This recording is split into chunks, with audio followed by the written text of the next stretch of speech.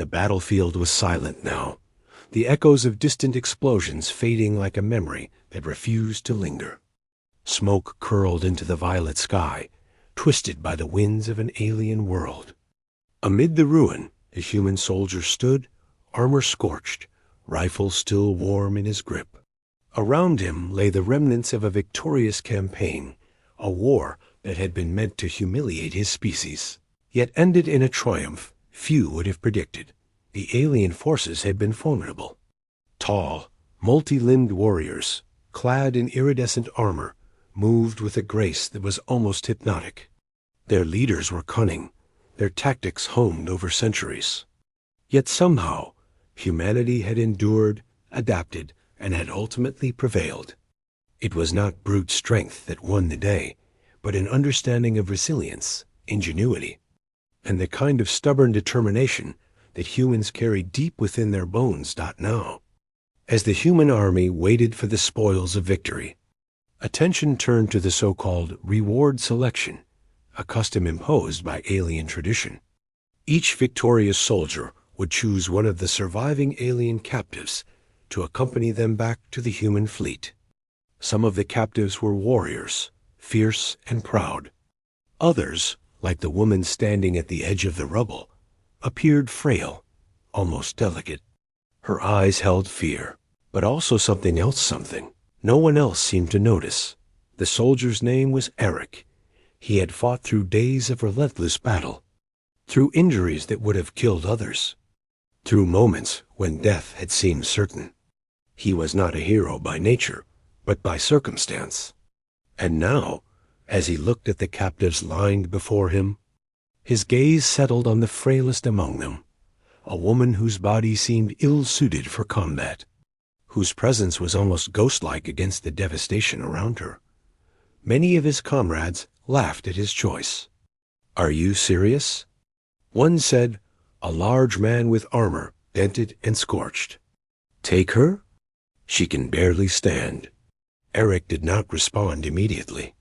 He watched the woman, noting the way her gaze swept over the battlefield, the subtle tightening of her fingers, the slight narrowing of her eyes, as if she were measuring everything and everyone.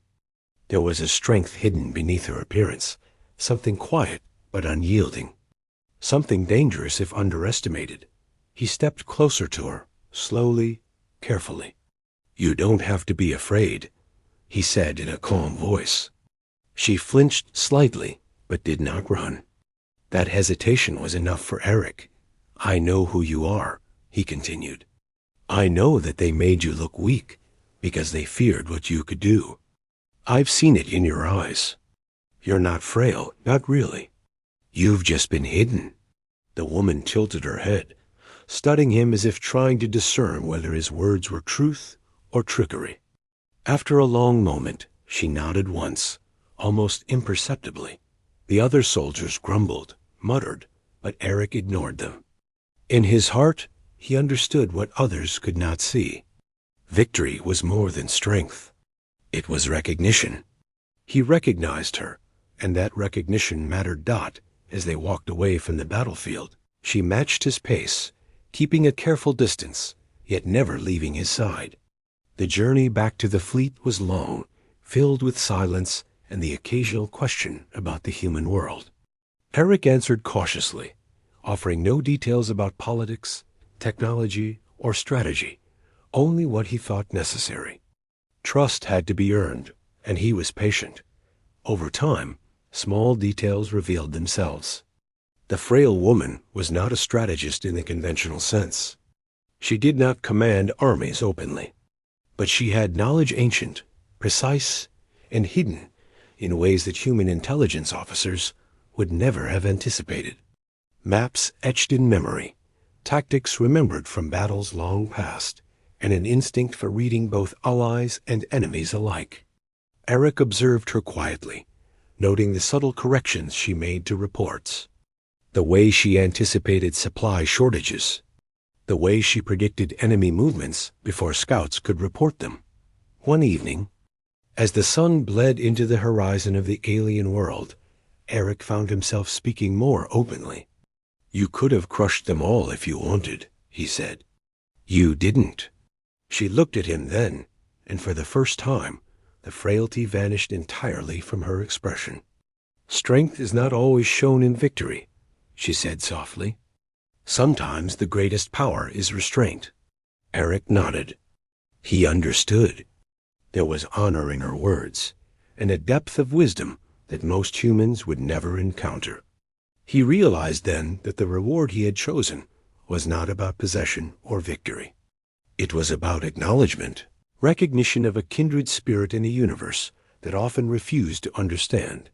The fleet welcomed them back with celebrations, though Eric ignored most of it. Soldiers drank and laughed, exchanging stories of glory and hardship. But Eric and the woman moved through the corridors quietly, observing, learning.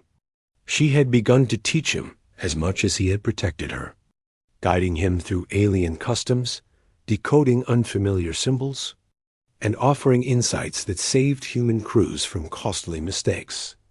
The other captives noticed the bond between them and whispered in awe and suspicion. Some assumed she had bewitched him. Others assumed he had simply discovered an unexpected secret. But Eric did not care about their assumptions. In choosing her, he had acknowledged a truth about the universe. Appearances could deceive, and the greatest strength was often hidden where no one looked. Months passed, and the human-alien alliance began to stabilize. Trade agreements were drafted, borders defined, and cultural exchanges initiated.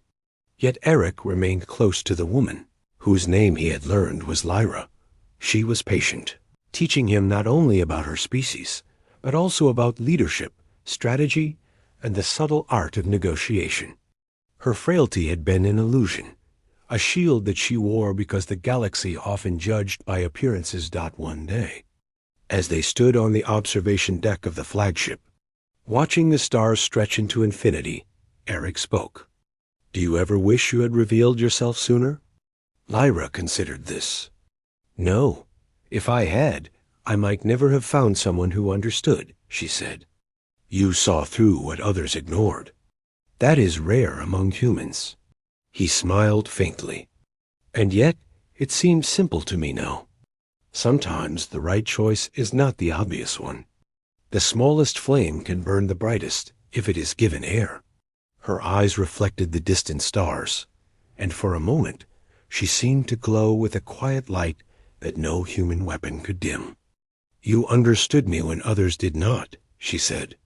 That is why I follow you not out of fear, not out of obligation, but because recognition matters. In the months that followed, their partnership became a legend within the fleet. Battles were fought not only with weapons, but with strategy and foresight. Human soldiers, inspired by the unlikely duo, began to reconsider the limitations they had placed on themselves. Intelligence, patience, and subtlety became as celebrated as bravery and strength. Eric often thought back to the moment he chose Lyra, standing amidst the ruins of that battlefield. The other soldiers had laughed, mocking his choice. Yet he had trusted his instincts, trusting that the truth of a person's strength was not always apparent. It was a lesson he would carry for the rest of his life, that wisdom and courage could wear the guise of weakness, and that those who were overlooked often had the power to change the course of history. The galaxy was vast and unforgiving, filled with civilizations that underestimated humans at every turn. Yet it was precisely that underestimation that allowed men and women like Eric to thrive.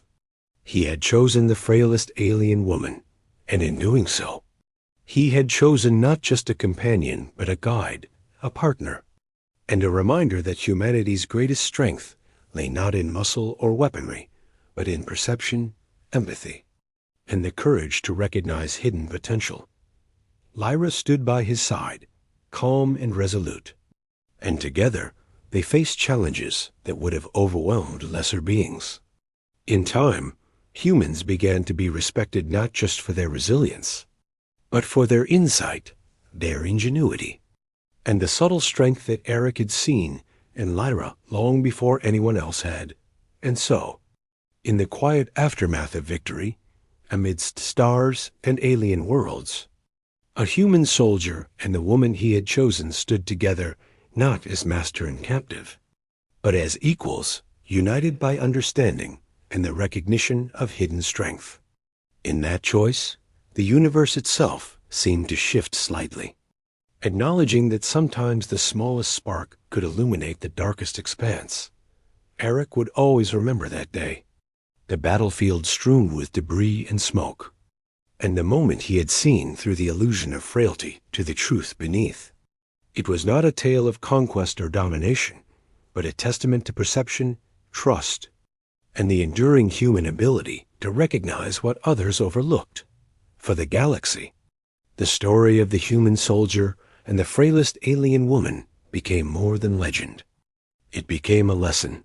Never underestimate the quiet, never dismiss the overlooked, and never forget that recognition, courage, and understanding could be the most formidable weapons of all.